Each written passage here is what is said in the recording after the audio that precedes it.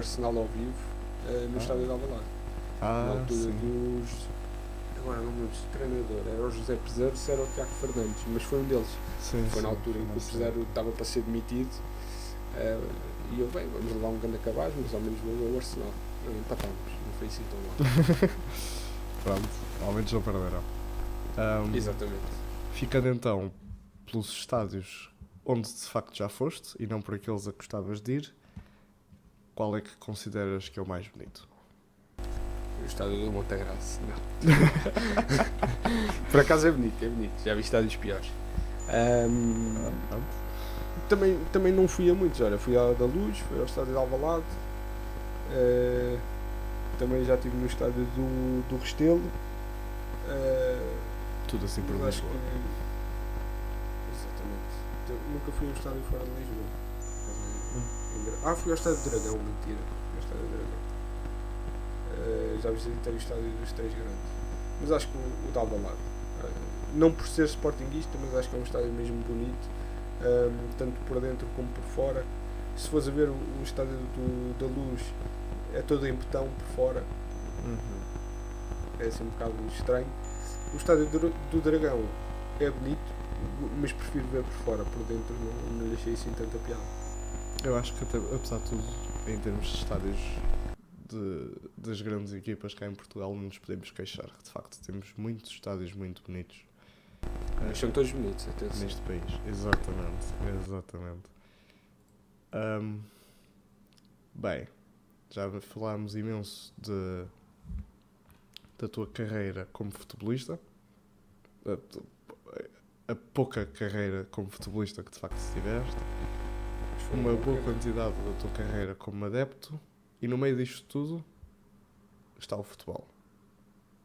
E o futebol é capaz de produzir coisas extraordinárias e de nos dar as tais memórias fantásticas que tu dizes que vais guardar para o resto da vida, mesmo que na altura pudessem ser ou não felizes. Então qual é que é a memória que achas que vais guardar para sempre do futebol? Uma única que consideras que está acima de todas as outras? Pergunta complicada, novamente. Isto é mais fácil perguntar do que responder. Pois, olha amigo, fazes aos outros. Mas é bem visto.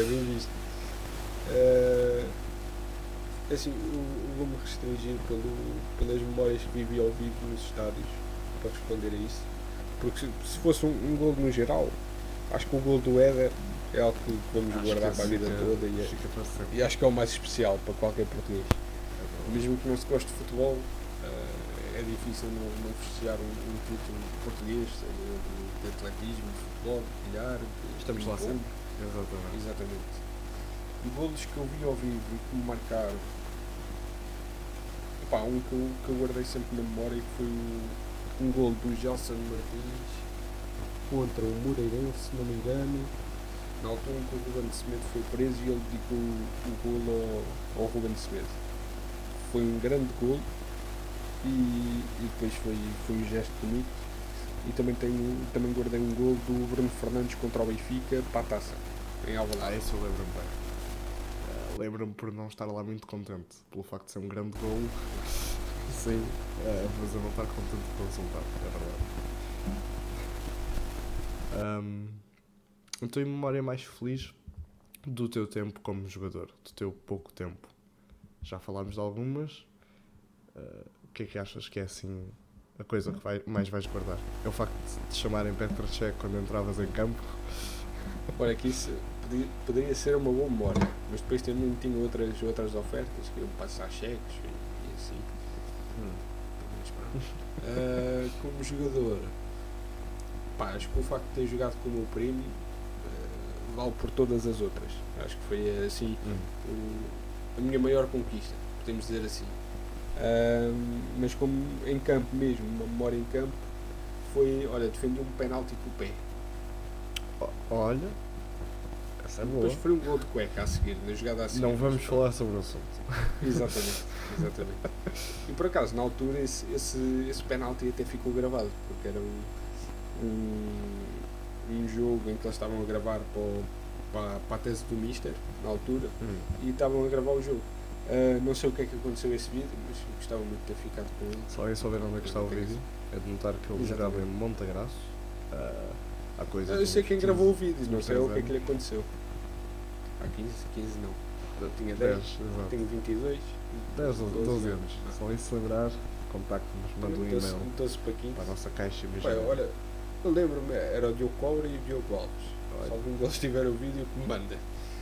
Tens que eu depois ponho. mandar este podcast e dizes, olha, hoje são só a partir assim do minuto 34.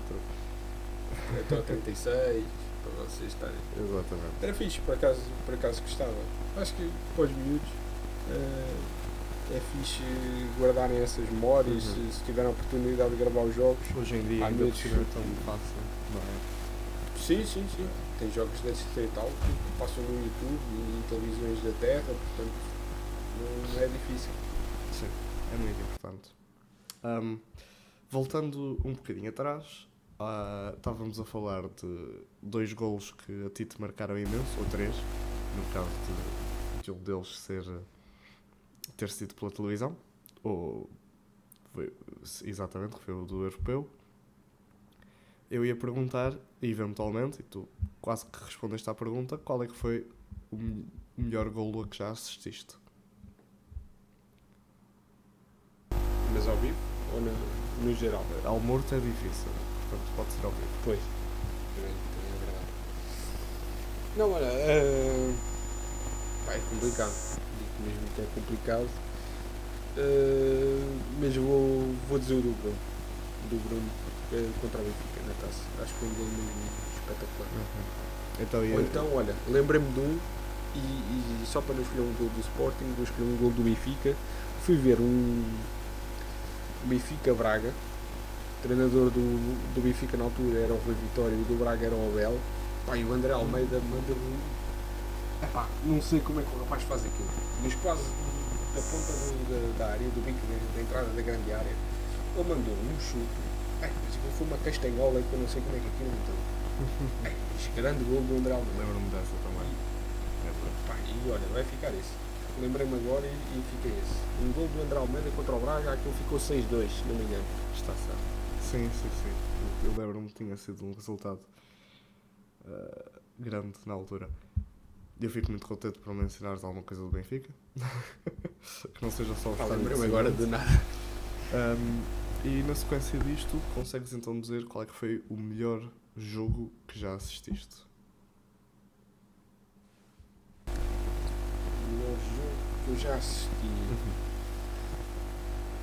Pode não ter tido assim Olha. um grande momento-chave, mas pode ter sido um jogo. Vou-te falar também num jogo do Benfica. E agora vou ser crucificado, não é? Porque o jogo tem algo lá. Um jogo que estava bastante renhido. Eu posso dizer que o Sporting até estava por cima do jogo. Mas depois entra o Rafa e faz 2 golos não sei de onde. Eu fiquei com uma azia descomunal. Não percebi como é que aquilo aconteceu. Mas acho que o Rafa entrar já eram para aí 60 ou 70 minutos e o rapaz faz 2 golos do nada. Marcou-me pela negativa, mas acho que foi um grande jogo. Pronto, é isso.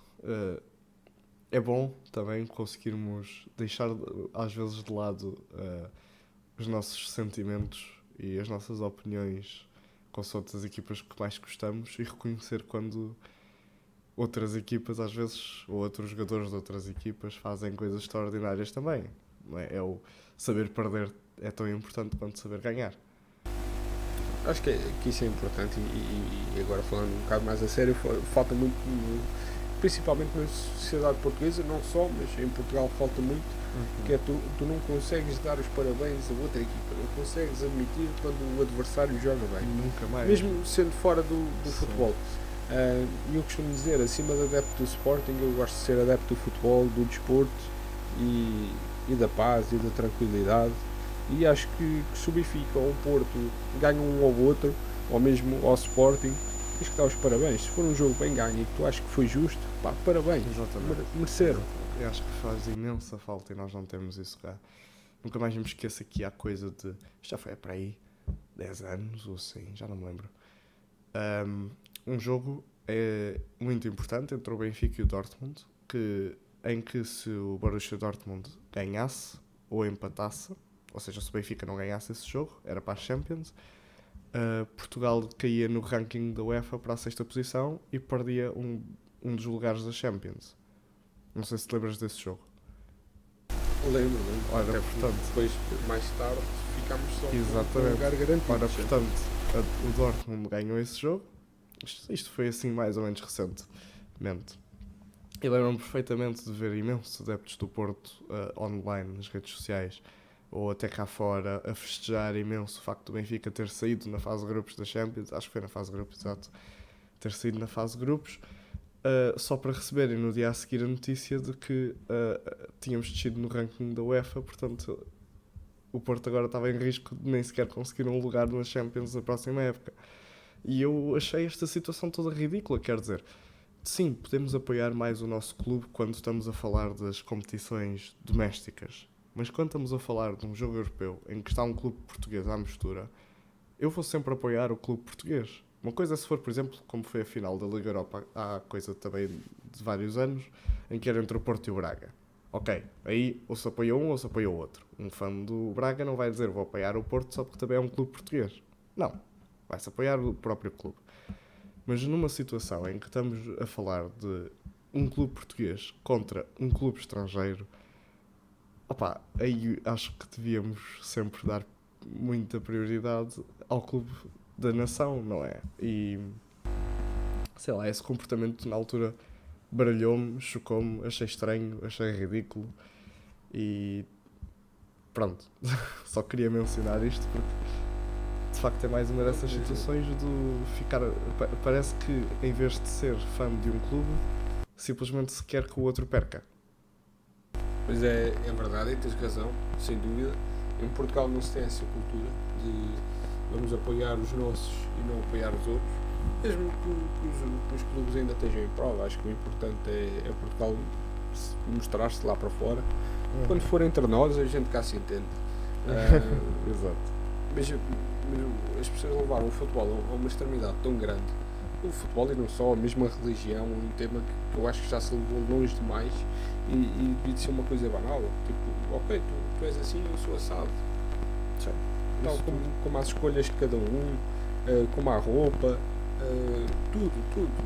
Se eu quero ser assim, tu podes ser uma pessoa completamente diferente de mim. Eu só te peço é que tu me respeites e que eu te respeite a ti. Exatamente. E o futebol depois acaba, o futebol e o resto também, acabam por levar a situações de violência, de mortes e etc. E nesse jogo do Braga, que eu fui ver, lembro-me perfeitamente disto. Saiu uma notícia, pronto, houve lá uma carga policial e a PSP teve que intervir e teve que ser mais violenta. E saiu na CMTV que tinha havido uma carga policial sobre mulheres e crianças. É completamente mentira. Houve realmente essa carga, mas a primeira coisa que a PSP fez foi retirar as mulheres e crianças dali. Mesmo que tivessem a ser mais agressivos, a primeira preocupação deles foi, digamos, metade deles preocuparam-se em fazer tipo um escudo e a outra metade estava a retirar mulheres e crianças. E acho que isso é de louvar. E lá está, isso é um outro tema em Portugal. A polícia está sempre mal. Nunca se consegue dar os parabéns à polícia. Sim. Há polícias bons e maus, isso é verdade. Acho que é o último clube que qualquer um apoiaria. E isso é muita pena, porque eles estão lá a fazer muitas vezes um trabalho ingrato. E às vezes sem serem pagos, é preciso dizer. Às vezes estão a arriscar a vida e não compensa. Nenhum dinheiro compensa a vida. Muita da nossa polícia tem que comprar as próprias fardas e armamentos com o próprio dinheiro, quer dizer. Verdade. Que situação ridícula é esta? E além de não haver respeito pela polícia, não há respeito, por estas ações que eles têm. Quando eles erram é muito fácil dizer que erram, mas quando acertam ninguém lhes dá os parabéns, ninguém diz que fizeram um bom trabalho. E mete-me de espécie, porque as pessoas são estúpidas. É quase impossível tu agora ires conseguir ver um jogo grande com crianças. É muito complicado. Ou tens muita cabecinha e sabes para onde é que podes ir ou não no estádio e mesmo cá fora, ou então estás sujeito a levar por tabela. E acho que isso é ridículo num país civilizado isso acontecer, mas pronto. É verdade. vamos tentar agora fugir então um pouco deste lado triste do futebol e mencionar um pouco mais o lado humano, porque no final de contas todo este fanatismo envolve-se em 11 jogadores contra 11 jogadores que entram em campo e andam a chutar uma bola, e muitas vezes esses jogadores não têm culpa e são excelentes pessoas. Já conheceste, imagino eu, vários jogadores de futebol ao longo da tua vida. Podes falar um pouco das impressões que tens daqueles que conheceste, dos seres humanos por trás das camisolas dos clubes? Eu posso dizer que conheci alguns, já conheci, pronto, não sou amigo deles, não é? Mas conheci jogadores de topo do mundial e também conheço jogadores, pronto, campeonatos distritais ou campeonatos nacionais. Até vou começar por aqueles que conheci de topo mundial, que pronto, já toda a gente conhece, toda a gente sabe como é que eles são, mesmo que não seja a 100%, conseguem ter uma ideia deles. Posso dizer dois com quem eu não convivi tanto, que foi o Bernardo Silva e o Renato Sanches. Extremamente simpáticos, muito pacatos, sempre na deles, mas nada contra, são extremamente acessíveis, falam um bocadinho contigo. O Renato é muito tímido, mas pessoas espetaculares. Conheci o Bruno Fernandes, esse sim já conversei um bocadinho mais com ele. Inclusive não foi preciso pedir para tirar uma foto com o Bruno Fernandes. O Bruno Fernandes é que perguntou se eu queria tirar uma foto com ele. Ele chegou-se ao pé de nós: então, é que é? Estás bem, não estás? És do Sporting, és do Benfica, és do Boa Vista, a fazer esta conversa. Então, e como é que é? Vamos tirar umas fotos ou não? Super tranquilo, super banal, uma pessoa 5 estrelas. Na altura estava o Salin, um guarda-redes francês que jogou no Marítimo, no Moreirense. Na altura estava no Sporting, também o vi num evento super simpático, falava muito bem português, ele também já estava há vários anos em Portugal, mas pronto, podia nem estar preocupado com isso, falava super bem português, muito acessível, e nada a dizer também. Depois conheci o Renan. O Renan, pronto, não foi uma experiência tão positiva, mas também não foi antipático, nada disso. Simplesmente, se calhar, uma pessoa que gosta de estar mais na dele e não gosta muito de ser incomodado. Está no seu direito, não é? Cada um está com as suas preferências. Olha, há pouco tempo conheci o João Palhinha, ainda há bocado estávamos a falar dele, falei com o Palhinha. Um rapaz super simpático, super acessível. Perguntou-me se eu jogava a bola, se não jogava, se alguma vez joguei, se era sportinguista. Tivemos ali uns minutos de boa conversa, não só com ele, mas com os amigos que estavam com ele também. Super tranquilo, sempre a sorrir, e foi bastante acessível e bastante simpático. Conheço o Filipe Xavi, pronto, se calhar muita gente pode não conhecer o Xavi, mas jogador do Sporting. Acho que nunca jogou pela equipa principal, mas pronto, tem contrato com o Sporting. Jogou na Académica, Nacional, no Setúbal, Covilhã, Belenenses. É mais daí que eu conheço, exato. E há pouco tempo ele também fazia streams na Twitch. Olha, um rapaz super 5 estrelas. Foi, se não me engano, pronto, sem ser o Bruno e esses jogadores com que eu tive em eventos, o Xavi foi a pessoa que mais me conseguiu mostrar o lado humano dentro do futebol. É um rapaz super simpático, super banal, preocupa-se contigo, inclusive é rapaz para te mandar uma mensagem no Natal ou no Ano Novo. Falei já em 2 anos que fiz isso com o Filipe. Bastante acessível, inclusive já me convidou para jantar, acho que posso dizer isto, não tem mal nenhum. Super 5 estrelas. Conheci o Carlos Saleiro, o primeiro bebê proveta. Também é neste caso já não é um rapaz, é um homem, também é um rapaz, mas é uma pessoa bastante acessível, falou comigo umas quantas vezes, responde sempre. Neste caso só falei com ele, pronto, via Instagram, mas também super simpático, super acessível. Deixa-me pensar, eu falei o Gonçalo Tavares, jogou no Granada, Belenenses, está agora na União de Santarém, também muito simpático. Inclusive já o convidei para várias coisas, pronto, acabaram por não acontecer coisas, pronto, banais da vida privada e não aqui para o podcast, por exemplo. Mas também super acessível, falamos de vez em quando. Luís Eloy, do Sacavenense, também e já teve no Sporting. Também um rapaz impecável, e aí sim também já estive com ele. Já tivemos para ir beber café, até porque eu trabalho em Sacavém, portanto é ali perto. E assim por último o Rui Bento, que esteve aqui no podcast, mas aí acho quem ouviu deu para ver como é que era o Rui. Falamos várias vezes, o Rui manda-me várias vezes mensagem, pronto, coisas que eu publico na net, e o Rui comenta e pergunta se está tudo bem, já me convidou para ir à casa dele jantar, já me convidou para... Exatamente, eu já podia ganhar aqui uma semana só em jantares. Pronto, e é também uma pessoa impecável, está sempre preocupada. Se ouvir alguma coisa menos boa, ele manda uma mensagem a perguntar se está tudo bem. Portanto, à semelhança do Filipe, uma pessoa super acessível, super preocupada com os seus, e acho que se eu algum dia precisar de alguma coisa, estão disponíveis para, nem que seja só para conversar, estão disponíveis. Lembrei-me agora de outro, que é o Pedro Sá, que joga no Portimonense. Também já falei várias vezes com ele, inclusive quando ele fazia streams, eu ajudei-o a configurar a stream dele.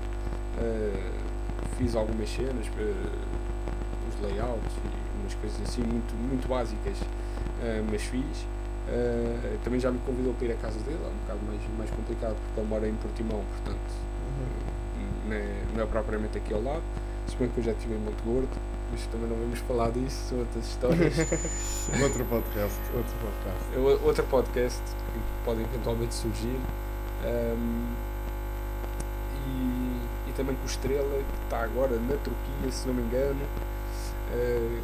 Acho que está na Turquia ou no Irão, está assim num país do leste. Falei com ele por causa de uma ação de solidariedade feita até pelo Filipe Xabi, em que eu estava envolvido de certa forma, e o Estrela falou comigo, e também é uma pessoa incrível. Portanto, não sou nenhum socialite aqui desta vida, não sou nenhum jet set, mas o futebol já mostrou muita gente bonita, e já me trouxe boas amizades. Acho que posso falar em amizades. Última questão assim mais relacionada com este lado humano dos jogadores e dos jogadores em si. Todos nós crescemos mais virados para o futebol com um ídolo. Aquela figura que a gente olhava e aspirava a ser. Ora, tu sempre estiveste muito virado para guarda-redes e, portanto, eu presumiria que tiveste um ídolo guarda-redes. Ou estou errado? Por acaso tive ídolos guarda-redes, mas posso dizer-te que sempre que me perguntaram por um jogador ídolo, falei em tudo menos guarda-redes. Por impressionante que seja. Acho que o óbvio, e a resposta mais banal é o Cristiano, não só pelo jogador que ele é, mas pela mentalidade que tem, e de onde ele veio, de onde ele está e como evoluiu. Sim. Portanto, esse é óbvio, nem vou considerar.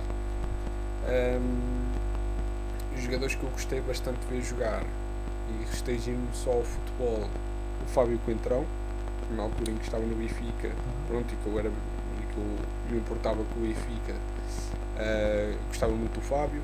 Mesmo depois, quando veio para o Sporting, acho que foi um jogador que deu tudo, se fosse preciso comia relva. E gosto bastante dessa garra que os jogadores têm.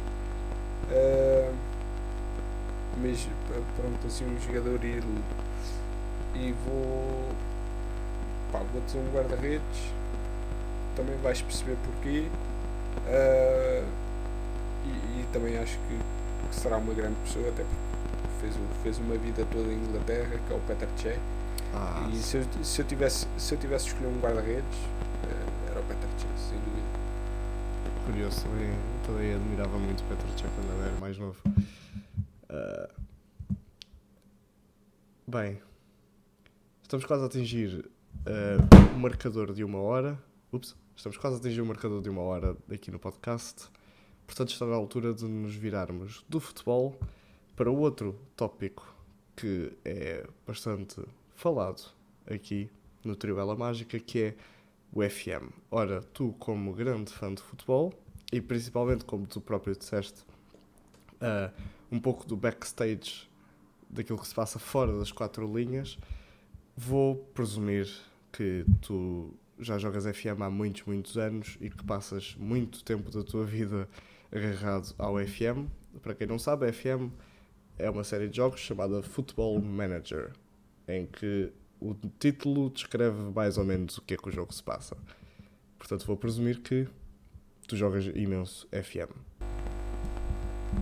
Ora, por acaso é curioso, eu joguei todos desde o 2008. O 2008 foi o primeiro FM que eu joguei. Mais a sério, onde já percebia mais daquilo que era o jogo e daquilo que implicava a gestão. Talvez o 10 foi onde eu ganhei alguma consciência. Onde ganhei mais o vício foi a partir do 16, apesar de ter jogado todos desde o 8 para cá. Jogava assim a espaço, não era nada assim muito afincado, digamos assim. Onde eu comecei mesmo a ganhar o vício, e acho que se pode falar em vício, foi no 16. Neste momento no 22, levo 1892 horas. Opa! Não deixas o jogo ligado quando vais dormir, não? Já aconteceu, mas muitas destas horas são a jogar e não a dormir.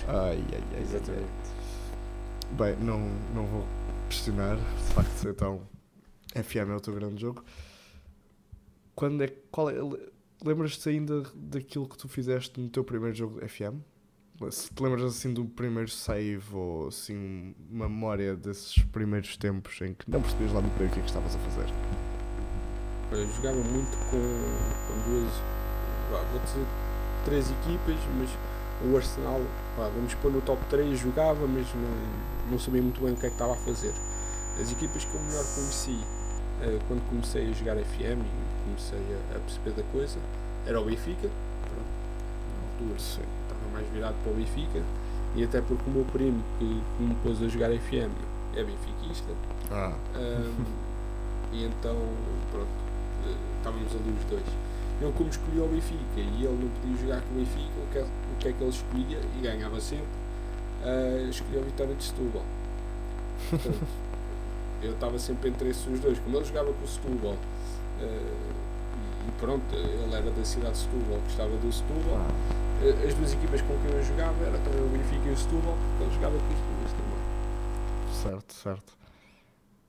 Eventualmente, então, como tu disseste, começaste a perceber cada vez mais do FM, começaste a viciar, como tu próprio dizes, que nesse FM 16, onde tu começaste a viciar, qual é que foi assim o save que tu te lembras que foi assim o início do teu vício? Curioso. Pronto, mais uma vez vamos pôr entre a espada e a parede. Apesar de ter jogado muito com o Sporting, desde aí para cá, talvez o maior save que eu fiz, e acho que foi mesmo no FM 16, foi com o Benfica, onde ganha uma Champions. Ok. Portanto, esse foi, como é óbvio, aquele que te marcou pela positiva. Lembras-te ainda de algum que te tenha marcado pela negativa?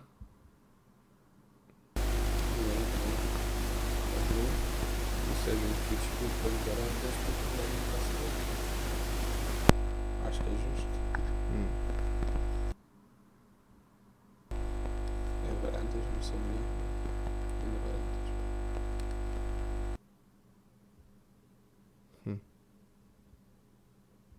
Ficou um bocadinho obscuro agora o podcast. Ligeiramente. Bem. Não, mas foi. Pronto, acontecem essas coisas, não é? Às vezes são objetivos dos clubes. Talvez porque naquela altura o Sporting, pronto, também estava numa fase diferente e o próprio jogo assume isso, que acontecem coisas, eles não exploram muito essas más coisas, mas afeta a moral do clube e a moral